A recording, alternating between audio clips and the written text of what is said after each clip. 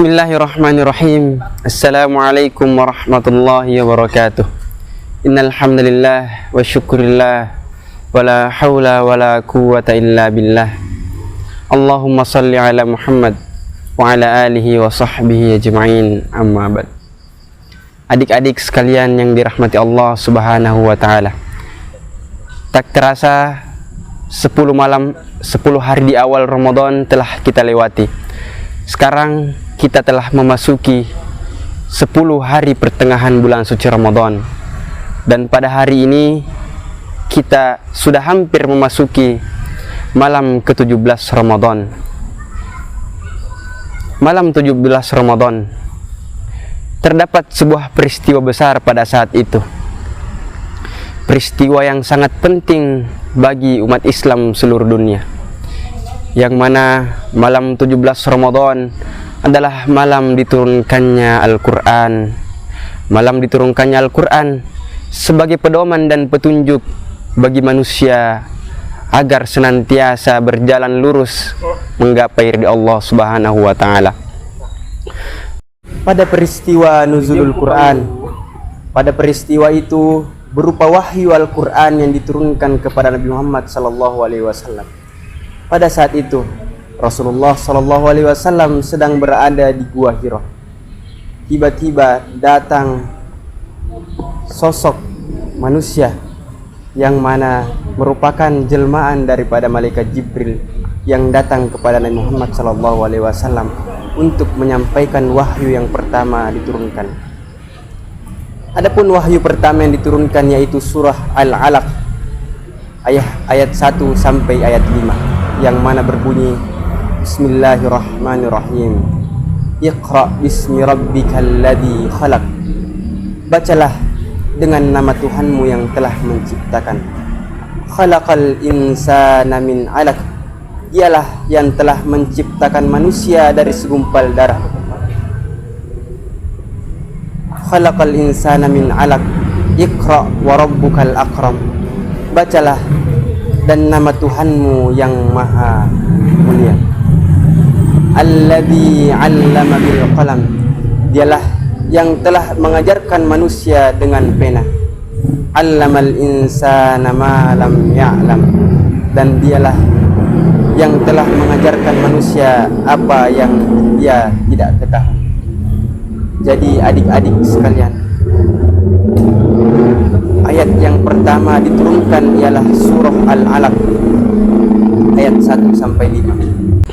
Baik adik-adik yang dirahmati Allah, ada beberapa keutamaan dan beberapa amalan yang kita lakukan ketika malam turunnya Al-Quran ataupun nuzulul Quran. Yang pertama, malam diturunkannya Al-Quran pada malam Lailatul Qadar.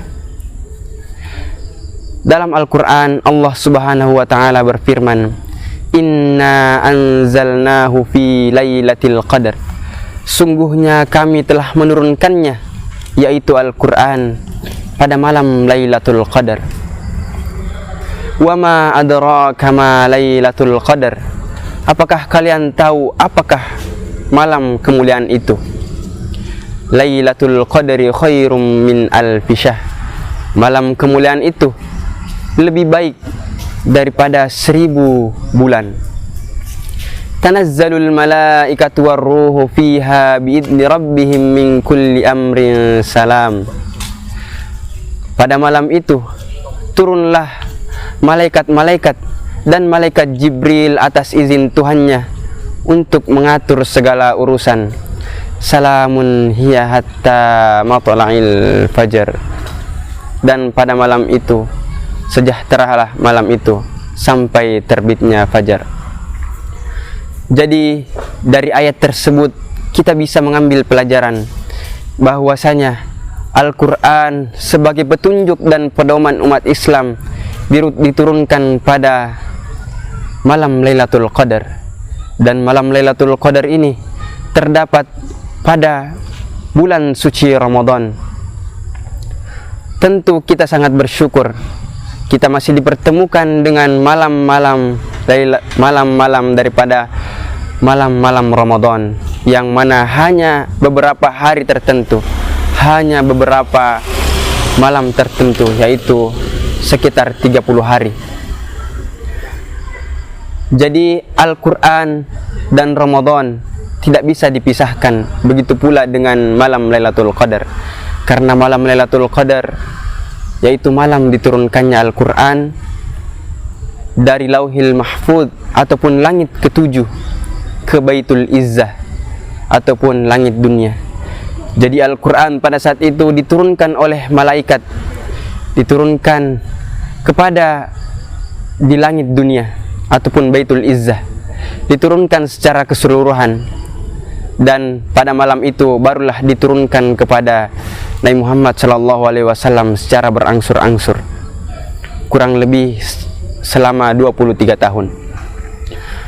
Adapun yang kedua, keutamaan nuzulul Quran ialah banyak malaikat yang turun ke bumi, sebagaimana yang telah Bapak sampaikan ayatnya, tanazzalul malaikatu warruh fiha biidni rabbihim min kulli amr. Pada malam itu turunlah malaikat-malaikat dan malaikat Jibril atas izin Tuhannya untuk mengatur segala urusan. Maka turunlah banyak daripada malaikat-malaikat ke bumi, yang menandakan malam itu banyak keberkahan yang terjadi. Adapun keutamaan yang ketiga, malam diturunkannya Al-Quran adalah malam keberkahan, sebagaimana disebutkan dalam Al-Quran surah Ad-Dukhan ayat 3, inna anzalnahu fi lailatin mubarakatin, sesungguhnya kami telah menurunkan Al-Quran pada malam yang diberkahi. Sungguh malam diturunkannya Al-Quran sangat banyak kemuliaannya, dan juga malam yang diberkahi. Oleh karena itu, karena kita diberikan nikmat untuk mendapatkan 20 malam pertengahan daripada bulan Ramadan ini, patutnya kita mensyukuri dengan mempergunakannya, memperbanyak amal-amalan. Nah, adapun amal-amalan yang patutnya kita perbanyak dalam 20 malam terakhir ini ataupun 20 malam pertengahan, tepatnya pada nuzulul Quran, yaitu yang pertama, memperbanyak membaca Al-Quran. Adik-adik yang dirahmati Allah Subhanahu wa ta'ala, tentunya telah Bapak sampaikan bahwasanya Al-Quran dan Ramadan tidak bisa dipisahkan. Pastinya ketika kita membaca Al-Quran akan banyak pahala-pahala yang kita dapatkan, bahkan sampai beberapa kali lipat. Mungkin ketika kita membaca Al-Quran di bulan-bulan lain selain bulan Ramadan, kita dijanjikan 10 kali lipat balasan kebaikan. Tetapi khusus pada bulan Ramadan ini, Allah menjanjikan akan dikali lipatkan, akan dilipat gandakan, bahkan ada yang mengatakan sampai 700 kali lipat. Itu untuk amalan yang pertama. Adapun amalan yang kedua, kita dianjurkan untuk memperbanyak berdoa dan berzikir pada malam turunnya Al-Quran. Adapun senjata terbaik umat Islam, senjata terkuat umat Islam ialah doa. Dan kita juga senantiasa harus selalu berzikir kepada Allah Subhanahu wa ta'ala. Kita dianjurkan memperbanyak doa dan zikir. Adapun keutamaan yang ketiga, yaitu iktikaf ataupun berdiam diri dalam masjid. Kita dianjurkan untuk beriktikaf ketika memasuki malam-malam terakhir di bulan Ramadan, khususnya malam nuzulul Quran ini. Kita memperbanyak iktikaf dan memperbanyak amalan-amalan seperti sholat malam, sholat tarawih, memperbanyak tilawatul Quran, karena pasti akan banyak pahala-pahala yang dijanjikan pada malam itu, akan banyak keberkahan yang kita dapatkan pada malam itu. Adapun keutamaan yang terakhir, yaitu memperbanyak sholat tahajud ataupun qiyamul lail. Jadi pada malam nuzulul Quran, kita juga dianjurkan untuk memperbanyak daripada sholat tahajud kita, sholat tarawih kita. Mungkin sebelumnya kita hanya sholat tarawih atau sholat tahajud 11 rakaat. Mungkin ketika masuk malam-malam terakhir bulan suci Ramadan, kita tambah mengencangkan sarung kita, tambah memperbanyak rakaat demi rakaat, ruku demi ruku, sujud demi sujud pada sholat malam kita. Baiklah adik-adik, jadi kesimpulan yang dapat kita ambil bahwasanya Al-Quran dan Ramadan adalah sesuatu yang tidak bisa dipisahkan. Dalam Al-Quran Allah berfirman, "Syahr Ramadan alladzi unzila fihi al-Quran." Pada bulan Ramadan telah diturunkan Al-Quran. Syahr Ramadan alladzi unzila fihi al-Quran hudal linnas wa bayyinatin minal huda wal furqan, sebagai petunjuk bagi manusia dan penjelas atas petunjuk-petunjuk itu, dan juga pembeda antara yang hak dan yang batil. Jadi Al-Quran adalah pedoman dan juga petunjuk bagi umat Islam.